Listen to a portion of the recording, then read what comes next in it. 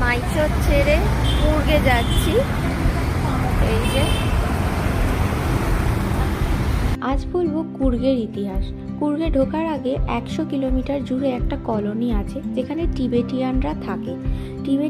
40 জন টিবেটিয়ানকে China থেকে তাড়িয়ে দেওয়া হয়েছিল কারণ তারা ব্ল্যাক ম্যাজিক করতো, এবং তখন সোনিয়া গান্ধী দয়ামায়া সমেত তাদেরকে এই কুর্গে থাকার স্থান দেন। সরকার থেকে জমি প্রদান করা হয়, একর একর জমি চাষ করার জন্য এবং নিজেদের জীবিকা অর্জন করে থাকার জন্য। তো সেই 40 জন টিবেটিয়ান থেকে এখন প্রায় 40,000 জন টিবেটিয়ানে পৌঁছে গেছে। এই বড় বড় বাংলোগুলো ওদেরই বাড়ি, ভাবা যায়? যা সাউথ ইন্ডিয়ানের ভালো ভালো খানদানি লোকেদেরও হয় না। এক একটা রুমে 4টে করে এসি, এবং এদের নিজস্ব স্কুল, কলেজ, হসপিটাল, কোর্ট সমস্ত কিছু আছে, টেম্পল সমস্ত কিছু আছে। তো এদের সাথে সাউথ ইন্ডিয়ানদের বিয়ে হয়, তবে সাউথ ইন্ডিয়ানরা এদেরকে খুব একটা পছন্দ করে না আমি যা বুঝেছি।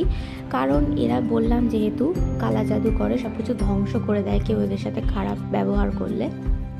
তো এদের কোনো কিছুরই অভাব নেই। এখনও যদি কোনো টিবেটিয়ান টিবেট থেকে এখানে এসে যারা টেম্পলের স্বামীজি আছে তাদের সাথে কথা বলে, তাহলে তাদেরকেও সরকার থেকে এরকম বাড়ি এবং জমি প্রদান করা হবে যেখানে চাষবাস করে তারা নিজেদের জীবিকা অর্জন করতে পারবে এবং এখানে পার্মানেন্টলি সেটেল করতে পারবে। তো ভাবতে পারছো, যারা আমরা ইন্ডিয়ান আমাদেরই এত কিছু ফেসিলিটি দেওয়া হয় না, কিন্তু যারা বাইরে থেকে উড়ে এসে জুড়ে বসেছে তাদের কত ফেসিলিটি। যাই হোক, অনেক অজানা তথ্য শেয়ার করলাম। আমি এগুলো সব আমাদের ড্রাইভার দাদার থেকে জেনেছিলাম। এটা নীলগিরি গাছ, এটার থেকে ওষুধ তৈরি হয়।